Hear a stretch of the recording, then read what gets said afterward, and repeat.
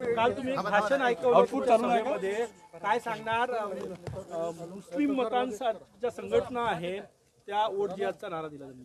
मला असं वाटतं की अतिशय खेदजनक आहे की अशा प्रकारे धर्माचा वापर करून शरद पवारांचा पक्ष, उद्धव ठाकरेंचा पक्ष आणि काँग्रेस हे या ठिकाणी वोट जिहाद करतायत. सज्जाद नोमानी उलेमा काउन्सिलचे प्रमुख यांनी 17 मागण्या या तीन पक्षांना दिल्या होत्या. या मागण्या देखील इतक्या भयानक आहेत. 10% आरक्षण मुस्लिमांना द्या. 2012 ते 2024 महाराष्ट्रात जेवढे दंगे झाले त्या दंग्यांमध्ये जेवढे मुस्लिम आरोपी आहेत त्यांच्यावरच्या केसेस सगळ्या परत घेऊन टाका. RSS वर बंदी लावा.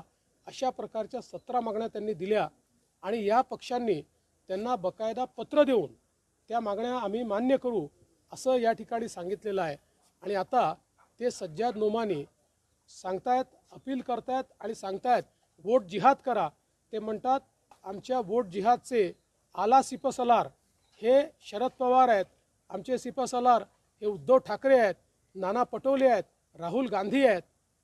निवडणुकीमध्ये इतकं लांगुल चालन या देशाच्या इतिहासामध्ये आम्ही बघितलं नव्हतं.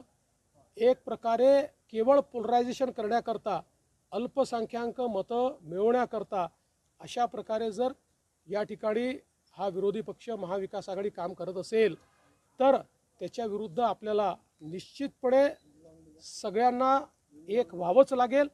आणि मग जर तुम्हाला वाटतंय की मुठभर मतांवर तुम्ही निवडून येऊ शकता तर मग जे बहुसंख्य मतं आहेत त्या बहुसंख्य मतांना देखील पुनर्विचार करावा लागेल, एक यावं लागेल.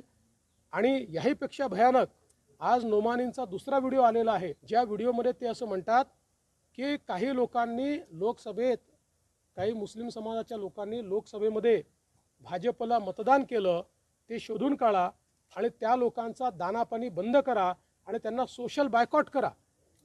आणि हे स्वतःला सेक्युलर म्हणवणारे लोक आज त्याबद्दल एक शब्दही बोलत नाही. ही जी एक प्रकारचे एक्स्ट्रीम पोलरायझेशन करण्याचा प्रयत्न हा जो काही महाविकास आघाडी करते त्याला आम्ही निश्चितपणे उत्तर देऊ. उद्धव ठाकरे सोशल बायकॉटिंग ही नवीन प्रकारची अस्पृश्यता निर्माण करण्याचा प्रयत्न केला जातो. हा गुन्हा आहे. तुम्हाला कोणाला सोशल बायकॉट करता येत नाही, हा गुन्हाच आहे. म्हणूनच किरीट सोमय्यांनी आता त्या संदर्भात एक इलेक्शन कमिशनकडे तक्रार देखील केलेली आहे. ते एक है तो सेफ आहे जे म्हणत होते ती भीती आता खरी ठरते का या सगळ्या याच्यात? दिसतच आहे. म्हणजे प्रधानमंत्री महोदयांनी जे सांगितलं की आपल्याला एक राहावं लागेल, एक है तो सेफ आहे. आज काँग्रेस जाती जातीमध्ये विभाजित करण्याचा प्रयत्न करते आणि दुसरीकडे महाविकास आघाडी आणि काँग्रेस मिळून आपल्या सगळ्या जे काही मुस्लिम समाज आहे त्या मुस्लिम समाजामध्ये एक्स्ट्रीम पोलरायझेशन करण्याचा प्रयत्न करून ही निवडणूक ते जिंकू इच्छितात. त्यांच्याकडे या निवडणुकीला मुद्दा उरलेला नाही. त्यांनी कधी विकास केला नाही, ते विकासावर बोलत नाही, त्यांच्याकडे रोड मॅप नाही. त्यामुळे फक्त जातीवाद करून ही निवडणूक जिंकायचा त्यांचा प्रयत्न.